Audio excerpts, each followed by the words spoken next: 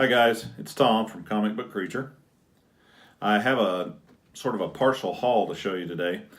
I told you I would show you the greatest haul ever, and first this one comes with a little bit of a story before I get into it. This is the Spider-Man portion of it. There's a whole lot to this haul. But what happened was I went to an auction out in the middle of nowhere.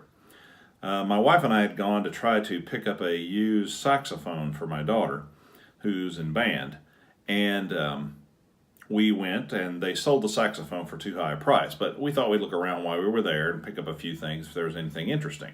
Well, I went walking back through this farm auction with wagons set out everywhere, and I found 4 boxes of what looked to be comics. One had been invaded by mice and was just destroyed. For the most part, there were a few books underneath some that had been destroyed, but for the most part it had been destroyed. So I looked and I saw some 12-cent covers. So I started going through these things, and the more I went through them, the bigger sweat I broke into. And I told my wife, I said, I've got to leave here with these books. Well, she started bidding on them, and there was another guy there. Matter of fact, I was wearing this t-shirt that day. There was another guy there that bid against us a little while, and he stopped, and we were able to acquire all the boxes. Well, I got these boxes out to the truck and I started to flip through them a little more in detail, and I just stopped because I'm like, I can't believe what's in this. And I got them home, got them in Mylars, and I'm going to show you the first half of the Spider-Man, Amazing Spider-Man issues that I got in this video. There'll be videos to follow which will showcase the entire haul. This is the greatest haul of my life. Now, a lot of these books had some issues as far as condition, but a lot of them are in remarkable shape considering they were on a wagon in a barn for years. I talked to the owner. He said they were the last ones left of his collection, that his mom and his dad had thrown hundreds and hundreds of comics away, which made me go, what did this guy have? I wish I had got to them before they were tossed. But I'm glad that I was able to save these, and I want to share those with you. This is the Amazing Spider-Man, number 13 from 1964. That's the first Mysterio appearance. It's a pretty good copy. I thought it was funny, Mysterio, like a big fishbowl on his head. Okay. This is Amazing Spider-Man number 14. That's the first appearance of the Green Goblin. You'll notice in the picture, Goblin's riding kind of like a jet propulsion broom-like thing. That changes later, but it starts out that way. Just a great cover. Stan Lee and Steve Ditko. Pretty cool stuff. Here's what I'm really happy to have. This is Amazing Spider-Man number 15, way back in 1964, Kraven the Hunter's first appearance. Now, what a lot of people forget about this book, though, is this is also Anna Mae Watson's first appearance. That is Mary Jane's aunt, as we say down south. That's Aunt May's best friend and her and Peter's neighbor.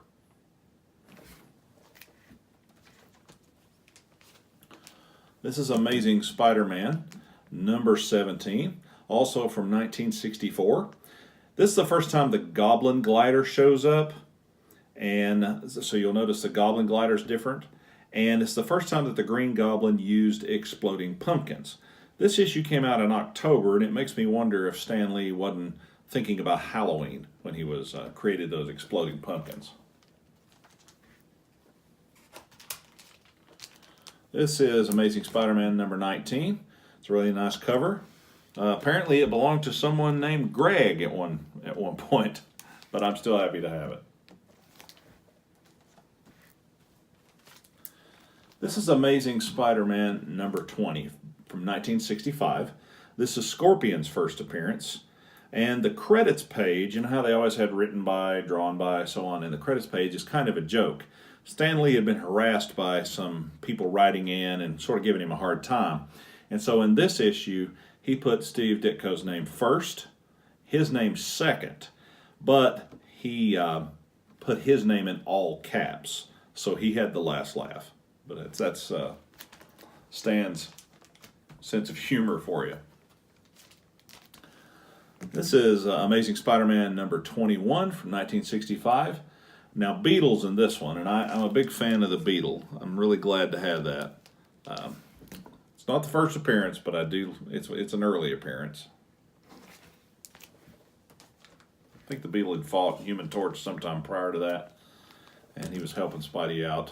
I think so. Yeah.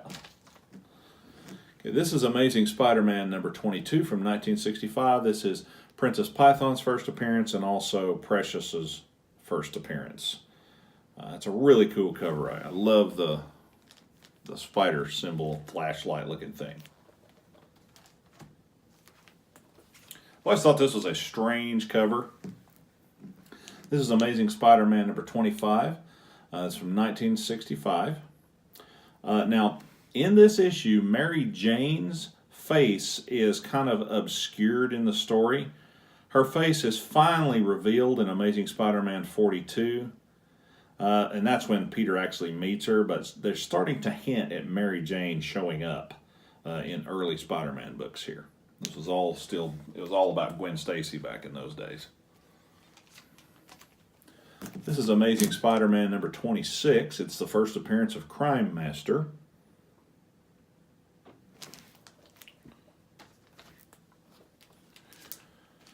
This is Amazing Spider-Man number 37.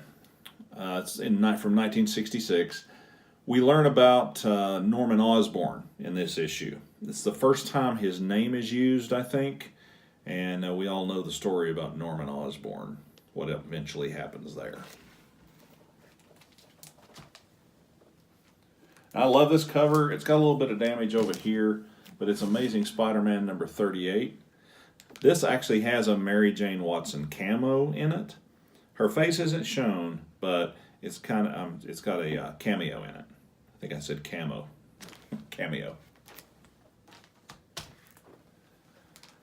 This is Amazing Spider-Man number 41 from 1966. This is Rhino's first appearance. There's more build-up in this issue about Peter meeting Mary Jane. You can see this early hinting at that relationship which is to come down the road. And here's the issue that I'm really glad to have. This is 1966 also. This is Mary Jane Watson's first appearance. Her first words, if you remember that, is, "Face it, Tiger, you just hit the jackpot." I'm really glad to have this book, because Mary Jane was always one of my favorites. And this is Amazing Spider-Man number 43 from 1966. A lot of good action on this cover, a lot of movement, just wonderful art, and really nostalgia. Brings up a lot of nostalgia when I look at that. Now, originally when I read these, I read them as a little kid with one of those trade paperback pocket books that had reprinted them. I have it still. It's out at my parents' house on the shelf. But if I try to look at it today, I think I need bifocals to see it. It's really hard for me to read it. And so it was neat that I've enjoyed those stories so much as a kid, and then to grow up, wind up in the middle of nowhere at an auction, and wind up purchasing over 150 comics that are from the bygone days that I never thought I would own in any condition, let alone in decent condition like I have them here. It's really exciting. Next video, I will have the other half of the Spider-Man, Amazing Spider-Man haul that came with this, and then there will be Daredevil, X-Men, and some other Thor, and some other surprises down through there, and some miscellaneous books that I'll show you. So hopefully you'll be able to tune back in and see the rest of this massive haul. It's a fantastic, very excited to get it. Thanks guys for watching. I appreciate it. If you like what we're doing, please give us a thumb up and subscribe to our channel. Take care. Be kind to each other.